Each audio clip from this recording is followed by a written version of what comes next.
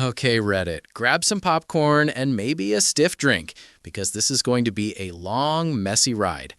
I'm posting this on a throwaway for obvious reasons, though after what I did last weekend, I'm pretty sure half my city knows who I am anyway. I'm still shaking a little just typing this out. Let's call me Jason, 29, and my ex-fiancée, Jessica, 27. We had been together for 4 years, engaged for the last 18 months. Honestly, up until the wedding planning really kicked into high gear 6 months ago, I thought we were solid. We were that sickeningly cute couple that finished each other's sentences. The sex was incredible and frequent. We rarely fought. I genuinely thought I was marrying my best friend. Then the wedding industrial complex got a hold of her. At first, I chalked it up to normal stress. Everyone says planning a wedding tests a relationship, right? But Jessica didn't just get stressed. She turned into a completely different person. It was like a switch flipped. She became incredibly demanding, superficial, and just straight up bitchy. If I had an opinion on the centerpieces that differed from hers, I didn't just have bad taste. I didn't love her enough to want her day to be perfect. The biggest shift, though, was how she treated me. The warmth evaporated. She started snapping at me for breathing too loudly while she was looking at Pinterest. And the sex? It basically vanished overnight. Every time I tried to initiate, she was too exhausted from dealing with vendors, or she felt too bloated from stress eating. It felt like I was living with a hostile roommate who hated my guts, but still expected me to pay half the mortgage on a house she was decorating without my input. But the real catalyst for the nightmare was when we hired our wedding planner. Let's call him Tyler. Tyler was this slick, overly charismatic dude in expensive suits who Jessica insisted was the only person who understood her vision. Suddenly, Tyler was everywhere. They had strategy meetings 3 times a week that lasted until 10 p.m. When I asked why I wasn't included in these meetings regarding our wedding, Jessica would roll her eyes and say, "Jason, you don't care about calligraphy fonts. Stop being difficult. You're just going to slow us down." I felt like a prop in my own life, just there to sign the checks while Jessica and Tyler planned the event of the century. I tried to talk to her about how distant she felt, how much I missed us, and she just gaslit me. She told me I was being insecure, jealous of a gay man. Tyler never actually said he was gay. Jessica just conveniently assumed it and weaponized it against me, and that I was ruining the happiest time of her life with my negativity. I started to feel like I was going crazy. Was I being insecure? Was I just a useless groom getting in the way? I spent months walking on eggshells in my own home, terrified of setting off another explosion over floral arrangements, all while my gut was screaming that something was deeply, profoundly wrong. I didn't know how wrong it was yet. 2 days before the wedding, that's when the bomb dropped. The atmosphere in our house was toxic. Jessica was screaming at her mom on the phone about the shade of the bridesmaids' dresses. Apparently, dusty rose looked too much like salmon, and it was going to ruin the photos. I was hiding in the kitchen, eating a sandwich over the sink like a rat, just trying to avoid her wrath. She stormed in, phone in hand, and glared at me. "Jason, you need to leave. Tyler is coming over for a final emergency run-through of the reception timeline, and your negative energy is going to distract us. Go to your parents' place or something. Just get out." "Babe, it's 8 p.m., I tried to reason. "I live here. Can't I just stay in the bedroom and play video games?" "No!" she shrieked. "I need the space. Why do you always have to make everything so difficult? Do you even want this wedding to happen?" There it was again, the manipulation. I didn't have the energy to fight. I grabbed my keys, muttered a whatever, and drove to a sports bar to meet up with my best man, Mike. I figured I'd have a few beers, complain about the wedding stress, and crash at his place. We were about 2 pitchers deep, and I was actually starting to relax for the first time in weeks. I was telling Mike, "Man, once this wedding is over, things will go back to normal. She's just under a lot of pressure." Mike looked skeptical, but he nodded. Then my phone buzzed on the table. Motion detected, living room camera. We had installed a Nest Cam inside a few months ago because we were worried our dog was chewing the furniture while we were at work. I usually turned it off when we were home, but in my rush to leave, and because Jessica had been so frantic, I hadn't disabled it, and apparently she forgot it existed. I swiped the notification open, expecting to see the dog jumping on the sofa or Tyler pacing around with a clipboard. Instead, I saw Tyler. He wasn't wearing his suit jacket. In fact, he wasn't wearing a shirt at all. My stomach dropped through the floor. I watched, frozen, as Jessica walked into the frame. She wasn't wearing her stressed bride face. She was wearing lingerie I had bought her for her birthday. Lingerie she told me she lost 3 months ago. The audio was crisp, too crisp. "Is he gone?" Tyler asked, pulling her in by the waist. "Yeah, I kicked him out," Jessica laughed. A cruel, mocking sound I'd never heard her use. "He's so pathetic. He actually thought I needed to work on the timeline. He probably went to cry to his mommy." "Don't worry about him," Tyler said, pushing her down onto the couch. My couch. "After Saturday, you'll have the ring, the status, and his bank account. We can figure the rest out later." "I just need to get through the sex on the wedding night," she sighed, straddling him. "It's been months. I don't know if I can stomach it. He's so boring compared to you." "Just close your eyes and think of me," Tyler smirked. I watched, paralyzed in the middle of a crowded bar, as my fiancé started having sex with our wedding planner. It wasn't just a quick fling. It was passionate, intense, everything she had denied me for the last 6 months. They were mocking me when they did it. Every thrust felt like a physical blow to my gut. Mike noticed I had gone pale. "Jay, you okay? You look like you're gonna puke." I didn't say a word. I just turned the phone screen toward him. Mike watched for about 10 seconds, his eyes going wide. "Holy shit.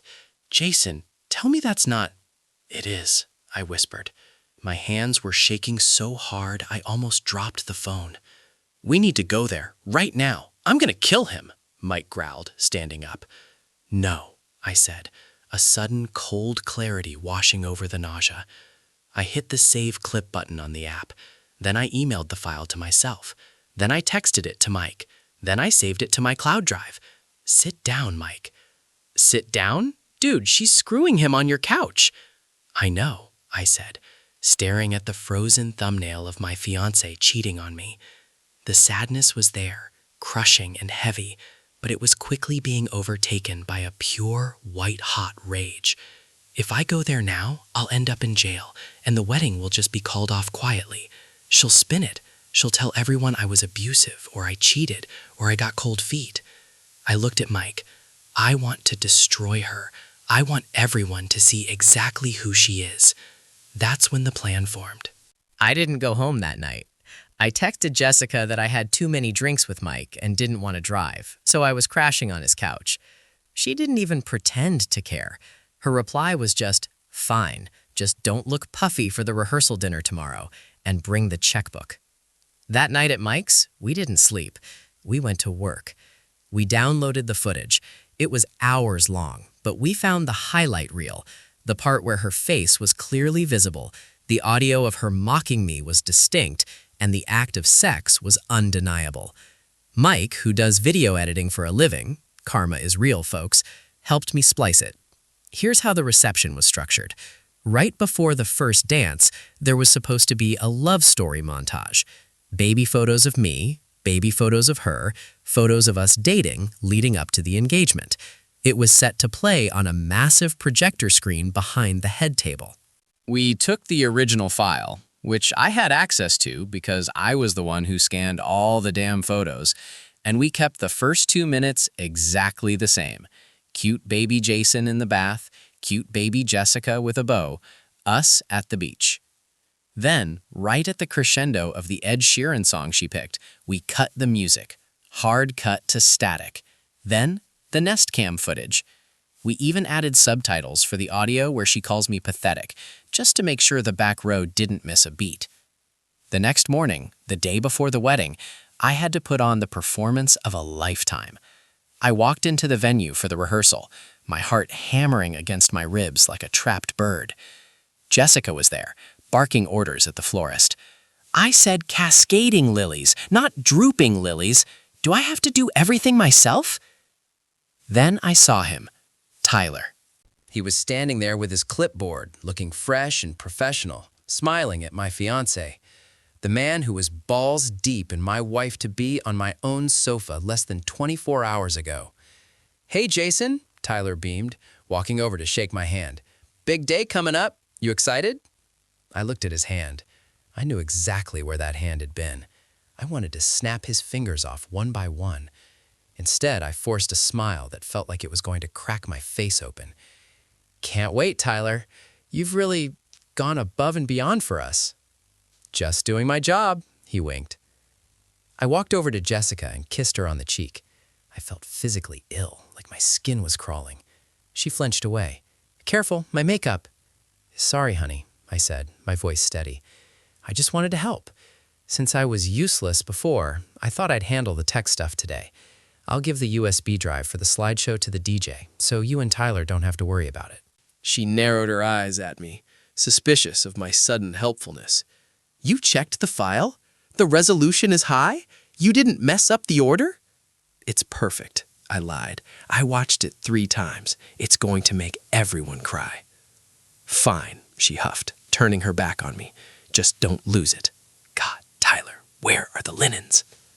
The rehearsal dinner that night was a masterclass in torture. I sat there while Jessica's dad, a man I respected, toasted to our enduring love. I listened to her mom gush about how Jessica had finally found her prince. Jessica sat next to me, radiating coldness. Under the table, she kicked my shin. "Smile more," she hissed. "You look like you're at a funeral." "I'm just overwhelmed by how lucky I am," I said, loud enough for her parents to hear. Her mom cooed. "Aw, look at him, Jessica. He adores you." Jessica rolled her eyes, but forced a fake giggle. "I know, Mom, I'm a lucky girl." She squeezed my hand for the crowd. Her palm was clammy. I thought about the video. I thought about her calling me boring while she rode Tyler. I took a long sip of my scotch to keep from screaming the truth right then and there. "Not yet," I told myself. "Wait for the audience, wait for the bill." As the dinner wound down, Tyler came by to check in. He put a hand on Jessica's shoulder, a touch too familiar, I noticed now. "Get some rest, you two. Tomorrow is showtime." "Oh, it's going to be a show all right," I muttered. "What was that?" Tyler asked.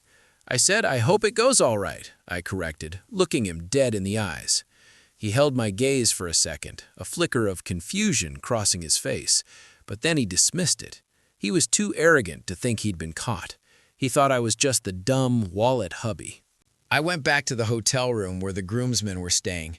Mike was waiting with a bottle of whiskey. "Did you do it?" he asked. "The DJ has the drive," I said, loosening my tie. "It's locked and loaded." "You sure you can go through with this, man? It's nuclear option stuff." I laid down on the bed, staring at the ceiling, thinking about the 4 years I wasted on a woman who didn't even like me. "She wanted a day nobody would ever forget," I said. "I'm going to give it to her." The morning of the wedding felt like an out-of-body experience. You know that feeling when you're in a car accident and time slows down right before impact? That was my entire day.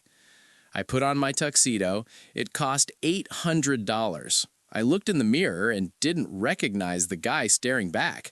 He looked sharp, composed, ready to marry the love of his life. Inside, I was a hollow shell filled with gasoline, just waiting for a match. Mike stuck to me like glue. He knew if left alone, I might bolt or punch a wall. "Stay focused," he kept whispering. "Stick to the plan. Don't let her win." The ceremony was outdoors, in this beautiful botanical garden.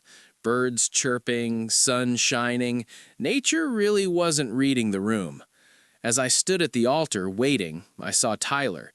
He was flitting around the back, adjusting the train of Jessica's dress before she walked out. He whispered something in her ear that made her smile. That smile used to be mine. Now I knew it was just a mask she wore to get what she wanted. Then the music started. Canon in D. Cliché, just like everything else she picked. Everyone stood up. The doors opened, and there she was. I have to be honest, it was gut-wrenching. She looked breathtaking. The dress was perfect, her hair was perfect. For a split second, my brain short-circuited and I thought, maybe I'm wrong. Maybe I can forgive her. Maybe we can fix this. Then I remembered the video. He's so boring. The sadness vanished, replaced by that cold, hard resolve. I wasn't watching my bride walk down the aisle. I was watching an actress walk onto a stage. When she reached me, she took my hands. Her hands were warm. She looked up at me with misty eyes. If I didn't know better, I would have sworn she was overcome with emotion. Now I realized she was just a terrifyingly good liar. Or maybe she was crying because she knew the free ride was about to get complicated. The officiant started the spiel. We are gathered here today, blah, blah, blah. Then came the vows. Jessica insisted we write our own. She went first. She pulled out a little piece of paper, her hands trembling slightly, nice touch, and read, Jason, from the moment we met, I knew you were my safe harbor. You are my rock, my best friend, and the love of my life. I promise to be faithful to you, to honor you, and to stand by your side through every storm. You are the only man I want to wake up next to for the rest of my life. I almost laughed. I physically had to bite the inside of my cheek until I tasted blood to stop myself from letting out a manic cackle. Faithful? The only man? The audacity was actually impressive. When it was my turn, I didn't use the vows I had written weeks ago. I had thrown those in the trash at the hotel. I just looked at her and improvised. Jessica, I said, my voice flat, you have shown me exactly who you are, especially in these last few months. You've taught me so much about loyalty and honesty. Today, I promise to give you exactly what you deserve.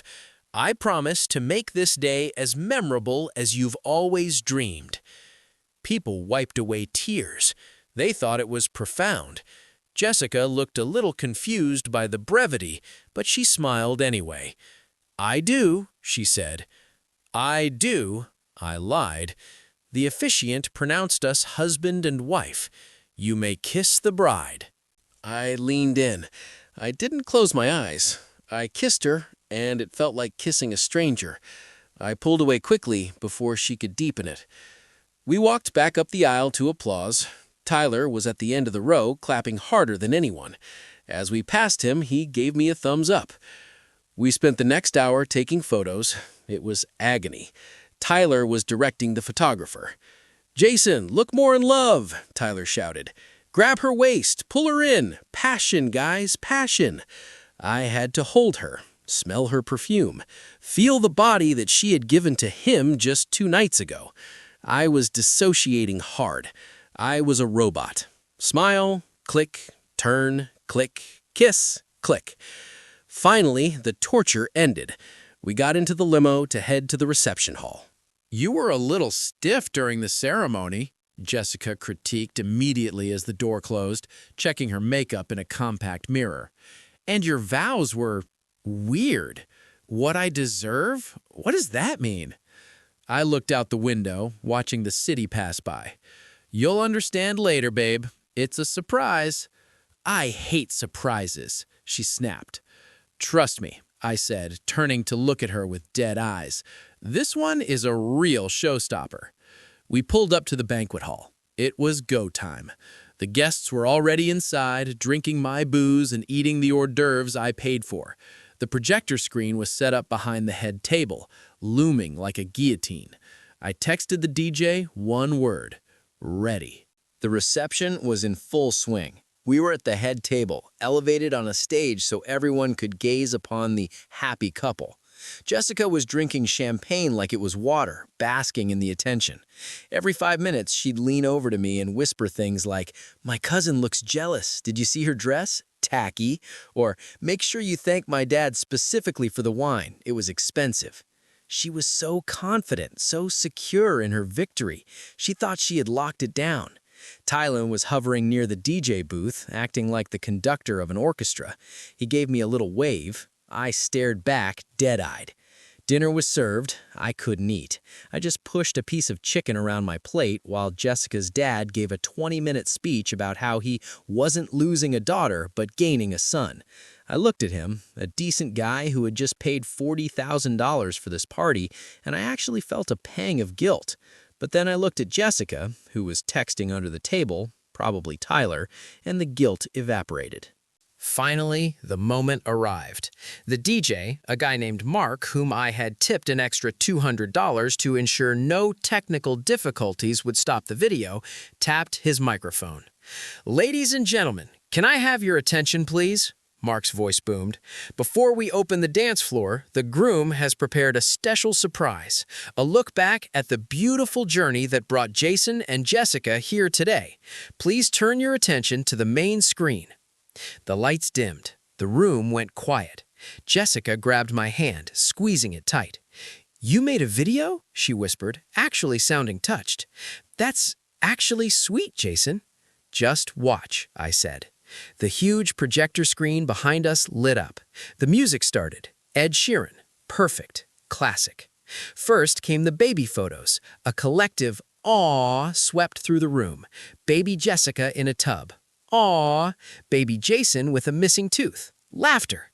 Prom photos, college graduation, our first trip to Mexico. Jessica was leaning her head on my shoulder. "I love this," she murmured. "You did good." Then, at the 2:15 mark, the music cut out. Abruptly, the screen flickered to static for a split second. Then, the high-definition footage from my living room filled the screen. The silence in the room was instant and absolute. It was so quiet you could hear the air conditioning humming. On the massive 10-foot screen, there was Jessica in the red lingerie. There was Tyler, shirtless. The audio, amplified by the reception hall's professional sound system, was crystal clear. "Is he gone?" Tyler's voice boomed through the hall. "Yeah, I kicked him out," Jessica's voice replied, loud and mocking. "He's so pathetic." The gasp that went through the crowd was like a physical wave. I felt Jessica stiffen next to me. She froze. Her hand went limp in mine. "What is this?" she whispered, her voice trembling. "What is this?" On the screen, they were kissing. Hands were roaming. The crowd watched, paralyzed, as the bride and the wedding planner began to undress each other. "I just need to get through the sex on the wedding night." On screen, Jessica complained. "It's been months. I don't know if I can stomach it. He's so boring compared to you." A woman screamed. I think it was Jessica's mom. Jessica scrambled up from her chair, knocking it over. "Turn it off! Mark, turn it off right now!" she shrieked, waving her arms frantically at the DJ booth. But Mark was suddenly very busy looking for something in his backpack. The video continued. Tyler pushing her onto the couch, the moans, the movement. It was graphic. It was undeniable. "Oh my God!" someone in the front row shouted. "That's the wedding planner!" All eyes turned to Tyler. He was standing by the DJ booth, white as a sheet. He looked like he wanted to dissolve into the floor. I calmly stood up. I took the wireless microphone from the table. The video was still playing behind me, a loop of them having sex on my couch. "Jessica," I said. My voice was amplified, booming over the sound of her own moans on the screen. She spun around to face me, her face a mask of horror and mascara-streaked tears. "Jason, stop it, please!" I looked out at the 150 guests. My parents looked like they were having heart attacks. Her parents looked like they wanted to die. Her friends were covering their mouths. "As you can see," I said, my voice surprisingly steady, "the bride has been very busy this week. Not with wedding planning, but with the wedding planner." I gestured to Tyler, who was now backing away toward the emergency exit. "This footage was taken 48 hours ago," I continued, "while I was kicked out of my own house so she could focus." I looked at Jessica. She wasn't bitchy now. She was small, broken. "Jason, please, we can talk about this," she sobbed, reaching for me. I took a step back. There is nothing to talk about, I said, cold and loud. I turned to the crowd one last time. The wedding is canceled, I announced. I looked directly at her father, who was slumped in his chair, head in his hands. And the bride's parents pay for the banquet. I dropped the microphone. It hit the floor with a loud thud that echoed through the silent hall. Then I turned around and walked off the stage. Behind me, chaos erupted. I heard Jessica screaming my name. I heard her mother screaming at Tyler. I heard the sound of glass breaking. I didn't look back. I walked straight down the center aisle, past the horrified guests, past the centerpieces she had screamed at me about, and out the double doors. I burst through the double doors and into the cool night air. The valet looked up from his phone, startled by my sudden, solitary exit. He started to scramble for keys, but I waved him off. I wasn't waiting for a limo. The silence outside was heavy, a sharp contrast to the pandemonium I had just unleashed inside. For about 10 seconds, all I could hear was my own breathing, ragged and shallow. My hands were shaking so bad I couldn't even undo my bow tie. Then the doors banged open behind me. "Jason! Jason!" It was Jessica. Of course it was. She was running across the asphalt, barefoot, holding up the heavy skirt of her $5,000 dress. Her face was a mess of running mascara and snot. She looked like a nightmare version of the princess she desperately wanted to be. I kept walking toward where I knew Mike was parked. "Stop!" she screamed, grabbing my arm. Her grip was surprisingly strong. She spun me around. "How could you? How could you do this to me in front of everyone? My parents! My friends!" I looked down at her. Even now, caught dead to rights, her first instinct was to make herself the victim. "You did this," I said, my voice raspy. "I just played the tape." "It was a mistake," she sobbed, clinging to my jacket. It was the stress. Tyler, he took advantage of me. I was vulnerable. It didn't mean anything." "Didn't mean anything?" I laughed, a harsh, ugly sound. "You told him I was boring while you were riding him, Jessica. You planned to fake it on our wedding night. That's not a mistake. That's a calculation." "I love you," she wailed, trying to hug me. I pushed her off. "I can fix this. We can go to therapy. Please, Jason, don't leave me like this. You're humiliating me." "You humiliated me every day for 6 months," I spat back. "You treated me like an ATM and a nuisance. You didn't want a husband. You wanted a prop for your photos. Well, guess what? The photo op is over." Just then, Mike's SUV screeched to a halt next to us. He didn't even put it in park. He leaned across the passenger seat and threw the door open. "Get in!" Mike yelled. I looked at Jessica one last time. She was shivering, crying, standing alone in a parking lot. For a second, I felt that old instinct to comfort her, to fix it. But then the image of Tyler's smirk flashed in my mind. "Goodbye, Jessica," I said. "Send the bill to your dad." I jumped into the car and slammed the door. Jessica banged on the window, screaming something I couldn't hear, but Mike peeled out of the lot, leaving her in a cloud of exhaust. As we hit the main road, the adrenaline that had been holding me together for the last 48 hours suddenly evaporated. I slumped back in the seat, feeling like I had just run a marathon. My chest hurt. My head was pounding. "You good?" Mike asked, eyes on the road. He was driving like we were in a chase scene. I don't know," I stammered. Was that too much, Mike? Tell me honestly, was that too much?" Mike reached into the back seat and pulled out a cooler. He tossed me a beer. "She fucked the wedding planner on your couch, dude. You went nuclear, yeah, but she built the bomb. Drink." I cracked the beer. My hands were still trembling. My phone, which was in my pocket, started vibrating. Then it started dinging. Then it just became a constant, solid buzz. I pulled it out. 15 missed calls. Mom. 8 missed calls. Jessica's dad. 3 missed calls. Jessica. Text from cousin Sarah. "OMFG, Jason, what just happened?" Text from Tyler, blocked number. "You're a psycho, man. You ruined my career." I stared at the screen, the messages rolling in like a ticker tape of the disaster. "Don't read them," Mike said, snatching the phone out of my hand and tossing it into the back seat. "We're going dark. Tonight is about forgetting." "Where are we going?" I asked, looking out the window as the city lights blurred by. "My uncle's cabin up at the lake.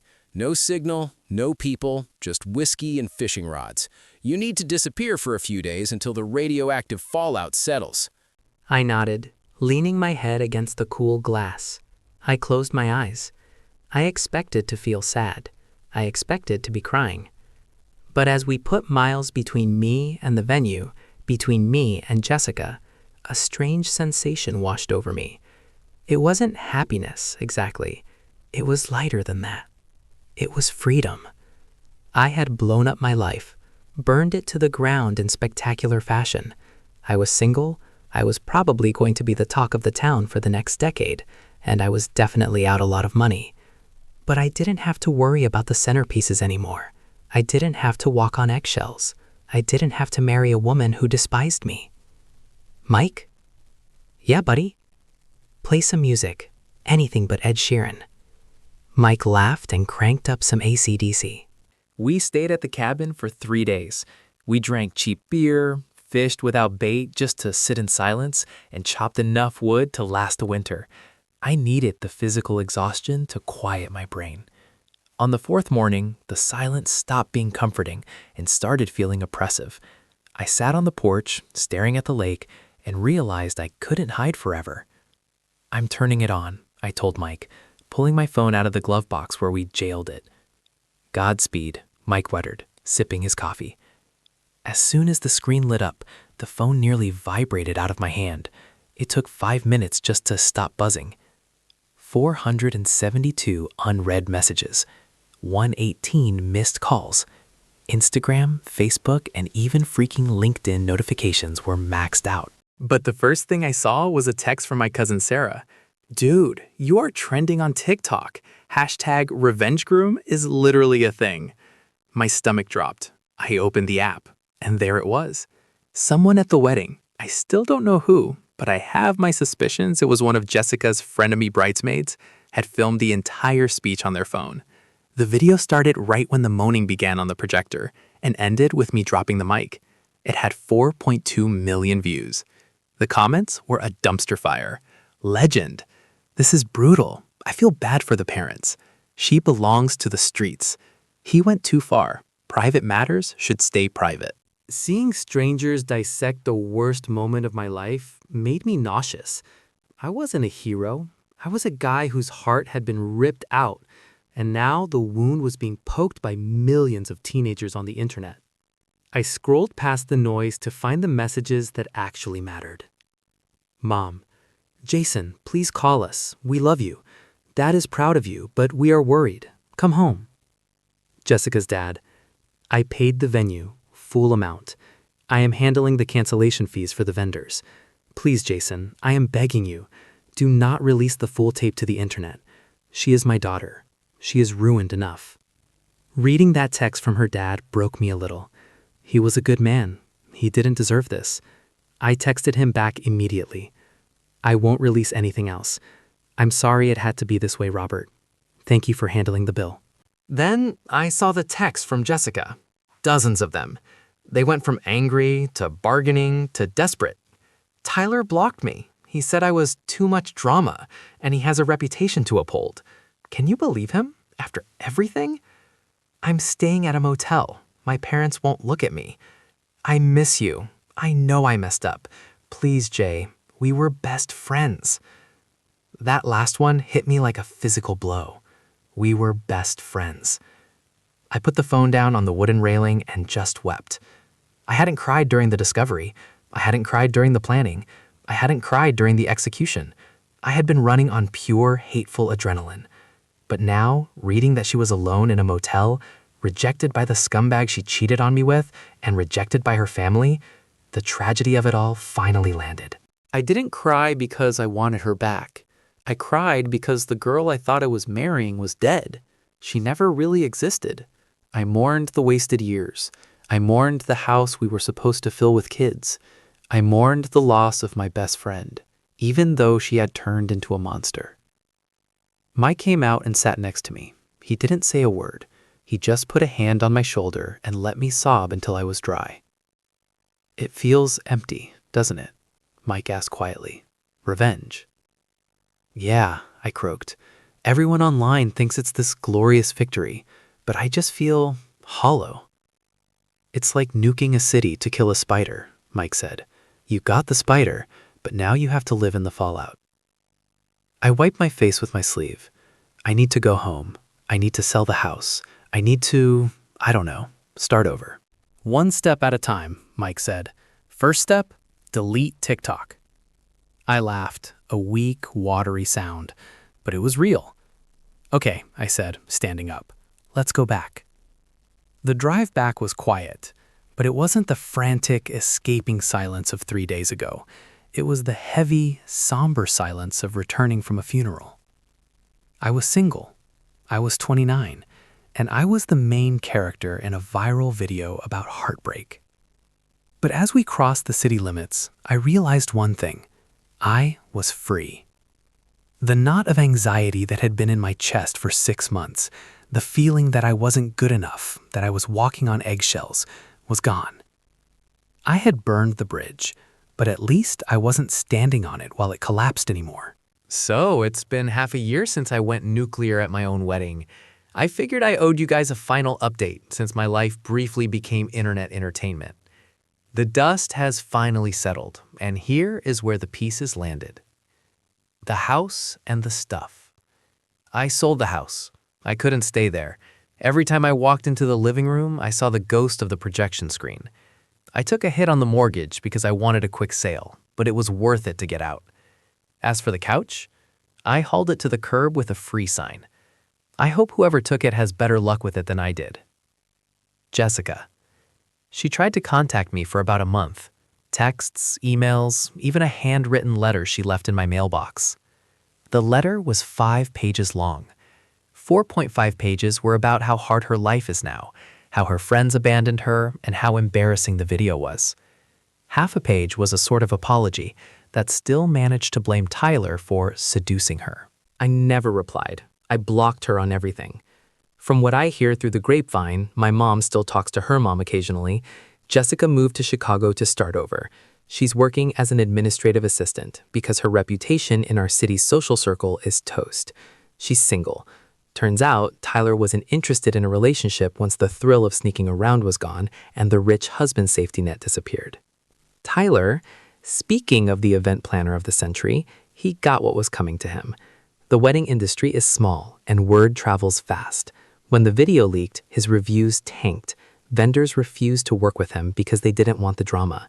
He had to close his LLC, and last I heard, he's back to bartending at a chain restaurant. Me, I'm okay. The first 2 months were hell. I drank too much. I replayed the video in my head 1,000 times. I felt stupid for not seeing it sooner. How did I miss the signs? The lack of intimacy, the constant criticism, the way she isolated me. I felt like a chump. I started therapy. That helped. My therapist told me that ignoring red flags doesn't make you stupid. It makes you hopeful. I'm trying to internalize that. I'm dating again, casually. It's terrifying. Every time a girl checks her phone, my heart spikes. I have major trust issues that I'm working through. But I'm also enjoying the silence. I realized how much noise Jessica brought into my life. Constant demands, constant judgment. My apartment is quiet. I eat what I want. I watch what I want. Nobody yells at me about font sizes. The takeaway. If you're reading this and you have that gnawing feeling in your gut, that feeling that something is off, that your partner is pulling away or treating you with contempt, do not ignore it. I convinced myself that happy wife, happy life meant I had to endure abuse and neglect. I thought being a good man meant taking the hits. It doesn't. If she stops touching you, if she starts hiding her phone, if she treats you like an inconvenience in your own relationship, investigate. Don't be afraid of what you'll find. Be afraid of living a lie for the rest of your life. And about the revenge? Yeah, playing that video felt good for exactly 5 minutes. It was a rush of power after months of powerlessness, but it didn't fix my heart. It didn't give me back the 4 years I wasted. It just made the breakup louder. Do I regret it? No. She deserved to be exposed. She wanted a spectacle, and she got one. But if I could go back, I wouldn't have let it get that far. I would have left the moment she started treating me like garbage, long before the affair even started. So, that's it. No more updates. I'm closing this chapter. I'm going to go play video games with Mike, drink a beer that didn't cost $12, and enjoy being a single, boring guy. Thanks for listening, Reddit.